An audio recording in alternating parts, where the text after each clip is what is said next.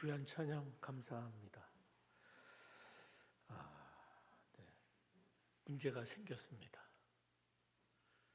설교 본문이 잘못 읽어졌습니다. 제가 한 번 더 확인을 했어야 되는데 누가복음 24장인데 주보에는 23장으로 나와 있어서 참 이런 일이 그러면 어쩔 수 없이 한 번 더 성경 우리가 함께 읽어야 되겠습니다. 누가복음 24장입니다. 네, 24장. 24장 자 1절부터 12절까지인데요.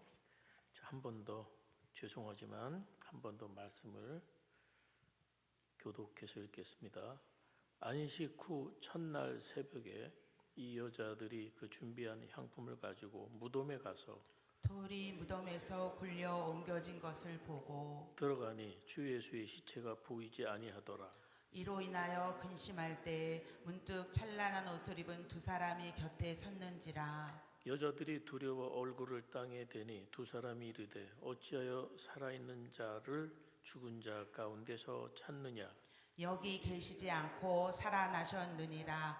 갈릴리에 계실 때 너희에게 어떻게 말씀하셨는지를 기억하라. 이르시기를 인자가 주인의 손에 넘겨져 십자가에 못 박히고 제3일에 다시 살아나야 하리라 하셨느니라 한데 그들이 예수의 말씀을 기억하고 무덤에서 돌아가 이 모든 것을 11 사도와 다른 모든 이에게 알리니 이 여자들은 막달라 마리아와 요한나와 야고보의 모친 마리아라.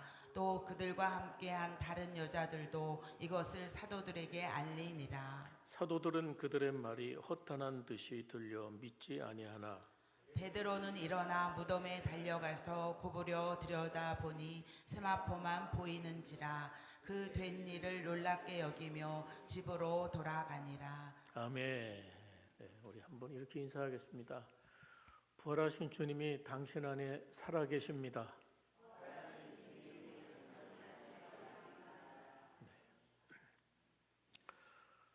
예수님이 부활하신 것을 우리는 1년에 한 번씩 부활절을 통해서 다시 한번 확인합니다. 근데 따지고 보면 매 주일이 부활절이라는 걸 여러분 아십니까?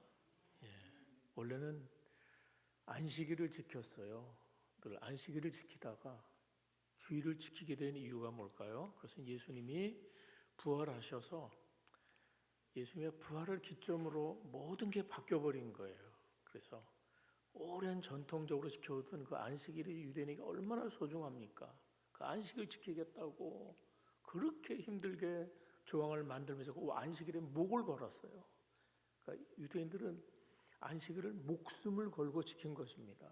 그런데 어떻게 하루아침에 안식일에서 주일로 바뀌었을까요? 그것은 바로 예수님이 살아나셨기 때문입니다. 자, 오늘 그 얘기를 좀 우리 함께 나누려고 하는데 예수님은 안식일이 시작되는 금요일 오후에 돌아가셨어요.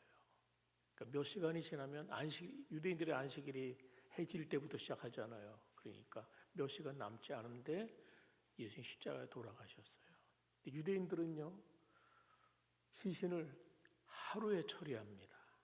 그러니까 24시간 사람이 돌아가시면 24시간 안에 안치를 해요. 근데 지금 예수님의 시신이 어디 계시냐면은 부자인 아리마대 사람 요셉의 그 무덤에 예수님 시신을 안치했어요. 이 아리마대 요셉이 얼마나 용감한지 빌라도에게 예수님의 시신을 요구했어요. 시신을 나에게 주시오. 그래갖고 예수님의 시신을, 그러니까 생각해 보세요. 십자가에서 예수님 끌어내렸을 거 아니에요. 끌어내려서 운반을 해서 안식이 시작되기 전에 빨리 장례를 마쳐야 되니까 그래서 그냥 서둘러 성급하게 이 시신이 안치되느라고요. 그만 정상적인 장례 절차였던 향품을 바른다든지 향유를 부는다든지 의식을 못한 거예요. 그래서 서둘러 세마포만 그냥 덜렁 걸쳐서 일단 빈 무덤에 이제 안치를 했던 것이죠. 이제 사연이 그렇게 되는 것이에요. 그래서 이제 그 3시간 안에 그날이 되기 전에, 안식일이 되기 전에 시신을 신속히 처리해야 했어요. 그렇기 때문에 오늘 사건이 벌어지는 거예요. 자, 1절 다시 한번 제가 보겠습니다. 안식 후 첫날 새벽에, 그러니까 안식 후 첫날 새벽은 오늘로 치면 주일날 새벽입니다. 안식일이 지나자마자 아주 첫 새벽에 여인들이 준비한 향품을 가지고 무덤에 가서 돌이 무덤에서 굴러 옮겨진 것을 보고 들어가니 주 예수의 시체가 보이지 아니하더라. 자, 여인들이 향품을 왜 가지고 가는지 이제 이해하셨죠? 예. 그래서 이제 장례 관습에 따라서 예수님의 시신에 향료를 바르고 장례 절차를 마무리하기 위해서 여인들이 새벽에 찾아갔어요. 그런데 놀라운 장면을 목격하게 됐죠. 무덤 문이 열려 있었어요. 유대인들은 바위를 파고 시신을 두기 때문에 그 앞에 돌문을 막아둡니다. 그 육중한 큰 돌문이 옮겨졌어요. 얼마나 충격이 됐습니까? 그러니까 얼른 안으로 뛰쳐들어가 보니까 시신이 없는 거예요. 예수님의 시체가 사라졌습니다. 그들은 얼마나 놀랐습니까? 그 빈 무덤을 발견하고 예수님의 시신이 없다. 그러니까 얼마나 놀랐겠습니까? 어찌할 바를 몰라서 허둥지둥대는 판국인데 누군가 우리 예수님의 시신을 훔쳐갔구나 하면서 막 슬퍼하고 당황하는 찰나인데 보니까 두 사람이 있는 거야. 근데 오늘 본문은 이제 천사죠. 다른 본문에 보면 두 천사가 거기서 나타나서 여인들에게 이렇게 말합니다. 자, 쭉 가서 보세요. 5절 하반절부터 제가 읽을게요. 어찌하여 살아있는 자를 죽은 자 가운데 찾느냐? 여기 계시지 않고 살아나셨느니라. 천사의 말대로 예수님은 살아나셨죠. 예수님은 더 이상 이 무덤에 계시지 않은 겁니다. 그런데 그 이야기를 듣는 이 여인들은 예수님의 부활을 믿을 수가 없어요. 부활을 믿지 못했습니다. 그래서 어쨌든 이 여인은 계속해서 누가 예수님의 시신을 훔쳐갔지 하면서 걱정 반 염려 근심에 쌓여 있는 거예요. 자, 이때 천사가 이렇게 말합니다. 6절 7절을 같이 한번 읽겠습니다. 6절 7절 시작. 여기 계시지 않고 살아나셨느니라. 갈릴리에 계실 때에 너희에게 어떻게 말씀하셨는지를 기억하라. 이르시기를 인자가 죄인의 손에 넘겨져 십자가에 못 박히고 제3일에 다시 살아나야 하리라 하셨느니라 한데. 예, 천사들이 예수님께서 살아나셨다라고 선언을 합니다. 그러면서 갈릴리에 계실 때 너에게 하신 말씀을 기억해라. 말씀을 기억하라는 거예요. 그 말씀이 어떤 말씀이에요? 그게 이제 7절인데요. 인자가 죄인의 손에 넘겨져 십자가에 못 박히고 제3일에 다시 살아나야 하리라 하였느니라. 예수님은 생전에 이렇게 말씀하셨어요. 십자가에 못 박히고 3일에 살아날 것이야 라고 사실은 한 번이 아니에요. 2번, 3번 거듭해서 말씀하셨죠. 자, 그러면 이 천사의 말을 들었을 때 이 여인들은 뭐가 기억이 났을까요? 그 말씀이 딱 떠올랐어요. 천사의 말을 듣고서야 주님께서 하신 말씀이 기억이 됐어요. 그들이 바로 그 예수님 말씀을 기억한 순간 부활을 그때 깨닫게 된 거예요. 아, 그랬지. 예수님께서 그렇게 말씀하셨어. 예수님 말씀하신 대로 부활하셨어. 그들이 이렇게 환호했겠죠. 그때 예수님은 살아나신 걸 알고 그들이 달라졌겠죠. 그때 이런 찬송이 있었으면 이 찬송을 했을 거예요. 사셨네 사셨네 예수 다시 사셨네. 예수님이 부활을 하니까 모든 것이 바뀌어버렸습니다. 여인들의 마음이 바뀌고 말이 바뀌고 행동이 바뀌었습니다. 이제 그들은 더 이상 슬퍼하지 않습니다. 그리고 그들의 마음에 있던 어두움은 다 사라졌습니다. 이제는 이 부활을 믿게 되니까, 이 부활을 깨닫고 나니까 기뻐서 이 부활의 소식을 전하기 시작합니다. 가만히 있을 수가 없죠. 이 사실을 증거하기 위해서 이제 서둘러 갑니다. 그게 9절 말씀이에요. 무덤에서 돌아가 이 모든 것을 11 사도와 다른 모든 이에게 알리니. 자, 여인들이 어떻게 가만히 있겠습니까? 가장 먼저 최초로 예수님의 부활을 알았기 때문에 그들은 달려갔겠죠. 모든 것을 알려요. 우리는 예수님의 부활을 확인했습니다. 예수님이 부활하셨습니다. 하고 전하는 것이죠. 그런데 10절은 이 여자들의 이름이 뒤늦게 나와요. 앞에 나오지 않고 이 여자들은 막달라 마리아와 요한나 야고보의 모친 마리아 그들과 함께한 다른 여자들 이것을 사도들에게 알리니라. 그런데 그 다음 장면은 또 기가 막혀요. 11절 보세요. 사도들은 그들의 말이 허탄한 듯이 들려 믿지 아니하니. 12절 다 같이 베드로는 일어나 무덤에 달려가서 구부려 들여다보니 세마포만 보이는지라. 그 된 일을 놀랍게 여기며 집으로 돌아가니라. 여러분 정말 놀랐죠? 아니 사도들이 여인들이 전하는 말을 믿지를 못해요. 그래서 허탄한 듯 들렸다는 거예요. 그것은 무슨 얘기예요? 너희들 정신이 이상이냐? 정신병자냐? 쓸데없는 말을 하고 다니냐? 그러면서 그게 허탄한 말로 들려서 믿을 수가 없어요. 사도들은 죽음을 이기신 주님의 부활을 믿지 못했습니다.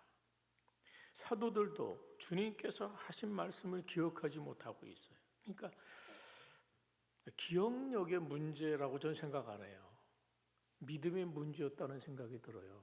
왜냐하면 예수님이 이 얘기를 적어도 분명하게 이제 복음서에 보면 3번 이들에게 제자들이 따로 말씀하신 게 3번이에요. 그러면 모르지는 않았을 때 그 말 들을 때마다 어떤 생각으로 들었어요? 에이 설마 믿지를 않은 거예요. 에이 부활은 그런 일은 있을 수 없어. 그러니까 그냥 예수님 말씀하셔도 그냥 귓등으로 들은 거예요. 귓등으로 들어서 별로건 대수롭지 않은 말씀으로. 그러니까 사실 그 말씀만 귓등으로 들은 게 아니죠. 뭘 또 귓등으로 들었어요? 고난을 받는다는 얘기를 그들은 믿을 수가 없었어요. 아니 왕이신 주님이, 그렇게 능력이 많으신 주님이 십자가를 지신다? 그러니까 그 얘기도, 십자가 얘기도 안 들어오고 고난받는 얘기 아무것도 안 들어오는 것이에요. 그러니까 믿음의 문제라는 거예요.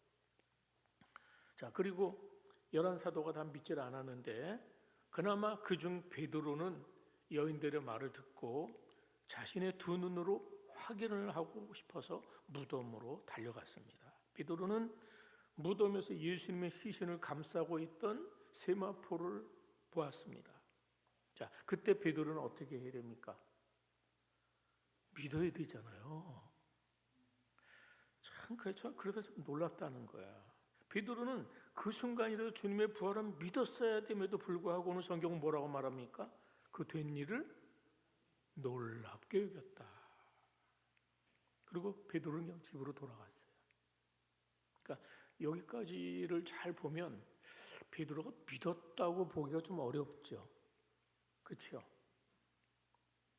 제자들은 허탄한 듯이 들려서 믿지 못했고 베드로는 예수님의 빈 무덤을 눈으로 확인하고도 그 부활에 대해서 온전한 신뢰, 온전한 믿음이 없었던 것이죠. 자, 그래서 여러분 부활 신앙이 이렇게 어려운 거예요. 여러분은 부활을 믿기는 믿습니까? 정말 믿어요? 부활 믿기 어려운데 어떻게 믿었어요? 부활을 본 적 있습니까? 없죠. 믿기 어려운 사실이잖아요. 지금까지 누가 어떤 인류가 부활한 사람이 있습니까? 없잖아요. 그렇습니다. 오늘날에도 예수님의 부활은 이성적인 사고로 받아들이기 어려워요. 합리적인 사고로 이해하기 어려운 거야. 그래서 우리가 부활을 믿었다 그러면 우리 이성으로 합리적인 사고로 믿은 것이 아니라 성령께서 우리 안에서 믿게 하셨기 때문입니다. 아멘입니까? 성령께서 믿게 하시고 우리 안에 역사하시니까 그 믿음이 생겨서 믿어지는 거예요. 맞습니까? 그래서 히브리서 11장 3절은 이렇게 말합니다. 믿음으로 모든 세계가 하나님의 말씀으로 지어진 줄을 아나니 그랬어요. 믿음이 없이는 창조도 이해하기 어려운 거예요. 그러므로 오늘 본문을 통해서 누가는 뭘 얘기하려고 하고 있을까요? 우리에게 뭘 전하고 싶어 하는 걸까요? 자, 이들이 부활을 깨닫는 데는 이해도 아니고 이성도 아니고 기억력도 아니고 가장 중요한 건 뭐냐? 하나님의 말씀이라는 걸 이야기하고 있어요. 자, 보세요. 자, 왜 말씀을 듣는 게 중요한지를 생각할 수밖에 없는 아침입니다. 자, 무덤을 찾아간 여인들이 부활하신 예수님을 직접 만났습니까? 못 만났습니까? 못 만났습니다.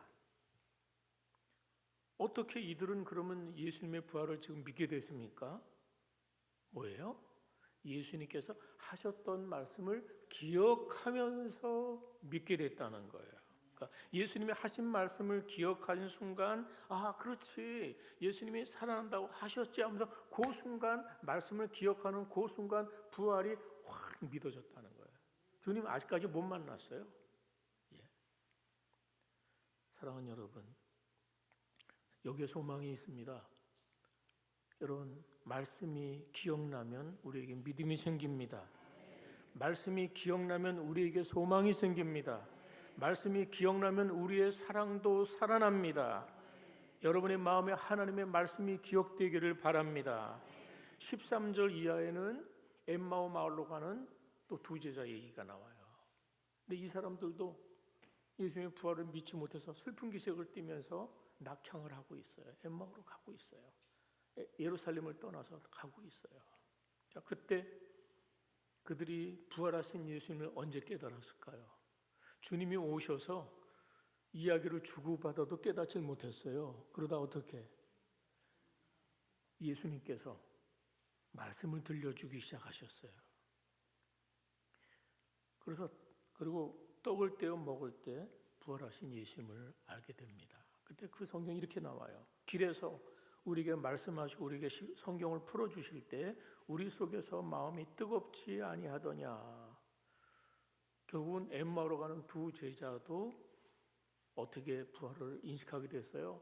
말씀을 통해서 말씀을 풀어주니까 부활을 믿게 됐어요. 여러분, 실제로 우리도 그렇습니다. 우리들도 그렇습니다. 우리 대부분이 부활 신앙이 생긴 거는 성경 말씀을 들었기 때문입니다. 그렇습니까? 맞습니까? 저는요, 고린도전서 15장을 읽으면서 저는 부활을 믿기 시작했어요. 고린도전서 15장 아시죠? 여러분 집으로 오늘 돌아가시면 고린도전서 15장을 보세요. 15장을 보면 정말 부활이 없이는 안 된다는 생각도 들면서 아, 예수님 부활하셨구나라는 게 확실해지는 거예요. 그렇습니다. 내 안에 하나님의 말씀이 기억이 되고 하나님의 말씀이 살아 움직일 때 우리는 부활하신 예수님을 깨닫게 되는 것이에요. 여인들이 예수님 말씀을 기억하고 예수님의 부활을 믿었을 때 그들 마음의 슬픔과 근심과 어둠은 사라집니다. 말씀을 기억하는 그들의 마음에는 기쁨과 찬란한 빛이 생기는 것입니다. 사랑하는 여러분, 우리는 이렇게 매주일 하나님 말씀을 듣습니다. 그리고 매일매일 말씀 묵상을 통해 하나님의 말씀을 듣고 공부합니다. 또 수요 예배를 통해서 또는 목요일 밤마다 제자 훈련을 통해서 우리는 하나님의 말씀을 듣고 공부하는 것이. 자, 그렇게 우리가 듣고 접하는 말씀들을 통해서 하나님이 역사하십니다. 예. 자, 그래서 저는 오늘 우리가 이 사실을 좀 기억하시면서 우리가 살면서 얼마나 많은 빈 무덤을 경험합니까? 얼마나 많은 공허를 경험합니까? 그래서 우리는 늘 근심의 자리에, 낙심의 자리에 있는 거예요. 그런데 부활의 주님의 능력을 몸소 체험하는 게 뭐냐? 그것이 하나님의 말씀입니다. 하나님의 말씀을 통해서 그분이 살아계신 인격으로 내게 말씀하실 때 그 말씀을 통해서 우리는 빈 무덤이 우리 안에 사라지고 공허가 사라지고 하나님의 놀라운 빛으로 주님을 보게 되는 것이죠. 어찌하여 살아있는 자를 죽은 자 가운데 찾느냐? 주님이 우리를 향해서 오늘 외치는 말씀입니다. 자, 예수님이 부활하셨기 때문에 죽음은 더 이상 우리를 위협할 수 없습니다. 부활절 이후에 우리의 삶은 죽음이 우리에게 더 이상 횡포를 부릴 수가 없다는 사실입니다. 우리가 여전히 죽음의 빛에 살고 있다면 우리는 죽은 자들인데, 그런데 부활의 희망으로 인해서 현재의 고난과 무의미를 견디고 우리가 살아간다면 바로 우리들은 지금도 살아있는 자인 것이죠. 이런 부활신앙을 가졌던 사도 바울이 이렇게 고백합니다. 사망아, 너의 이기는 것이 어디 있느냐? 사망아, 너의 쏘는 것이 어디 있느냐? 표준세 번역은 이렇게 번역되어 있더라고요. 죽음아, 너의 승리가 어디 있냐? 죽음아, 너의 독침이 어디 있냐? 여러분, 죽음 앞에서 이렇게 담대한 선언, 고백을 할 수 있는 것은 무엇 때문일까요? 바로 부활에 대한 확신 때문에. 그러니까 오늘 우리도 그렇게 살아가야 됩니다. 사실 사망 그거 별것 아니다. 예? 맞습니까? 그 사망 그거 별거 아니에요. 예?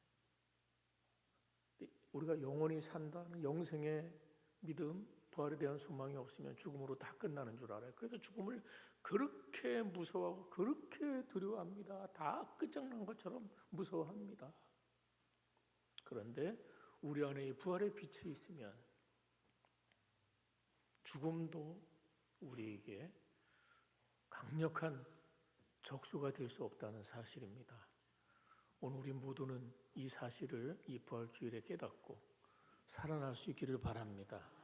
근심이 떠나가고 혼미함이 떠나가고 부활의 광명으로 충만하시길 바랍니다. 자, 이런 담대한 고백을 할 수 있기 때문에 초대교인들은 이 부활의 소망 때문에 순교를 쉽게 할 수 있어요. 그때는. 왜? 나는 순교해도 살아나니까. 그래서 그때는 순교를 즐기듯이 할 정도였다는 거예요. 막 따라서 오늘은 누가 순교했대, 오늘은 누가 순교했대 이러면서 부활의 확실한 소망 때문에. 그렇습니다. 초대교회 때 예수님하고 얼마 벌어져 그 기간 안에 살던 1세기의 그리스도인들은 주님의 부활을 너무 가까이서 목격했고 너무나 확실한 사실이기 때문에 그 부활에 대한 놀라운 확신 때문에 순교도 두렵지 않고 예수 믿는다는 이유로 핍박도 감당하면서 승리할 수가 있었던 것이죠. 주님은 예수님의 부활을 믿지 못하고 의심하는 도마에게 이렇게 말씀하셨어요. 너는 나를 본 거로 믿느냐? 보지 못하고 믿는 자들은 복되도다. 자, 여기 보지 못하고 믿는 자란 말씀을 듣고 믿는 사람입니다. 아멘입니까? 이처럼 우리도 말씀을 기억하고 들을 때 믿음이 생겨요. 부활하신 예수님을 바로 이해하고 부활의 믿음이 복되다는 것을 알게 됩니다. 사랑하는 여러분, 우리 대한민국의 현실은 지금 가장 어려운 시기를 어쩌면 지나가고 있습니다. 심각한 국론 분열, 또 새로운 대통령 선출이라는 중대한 기로에 서 있어요. 그다음에 국제적으로는 사방에 지금 전쟁의 기운들이 맙니다. 또 거기다가 관세 정쟁이나 무역 분쟁으로 우리나라는 수출 주도형으로 먹고 사는 나라인데 참 어려워요. 이런 시대적인 상황이 우리에게 모두에게 고통이 가중되고 정말 믿음의 사람들에게조차 소망을 잃기 쉬운 이런 어려운 때를 우리 지나갑니다. 그러함에도 불구하고 우리가 소망의 끈을 놓지 말아야 되는 것은 무엇일까요? 한 가지입니다. 그것은 부활하신 주님께서 우리 안에 살아계시기 때문입니다. 그 죽음과 같은 절망조차 부활의 희망으로 극복될 수 있기에 이 어려운 시기에 다시 한번 우리가 주님을 바라봅시다. 그 주님의 살아계심을 기대해 봅시다. 그래서 그분 안에서 우리는 부활의 소망을 가지고 오늘도 당당하게 승리자로 설 수 있는 종들이 되시기를 주의 이름으로 축원합니다. 기도하겠습니다. 하나님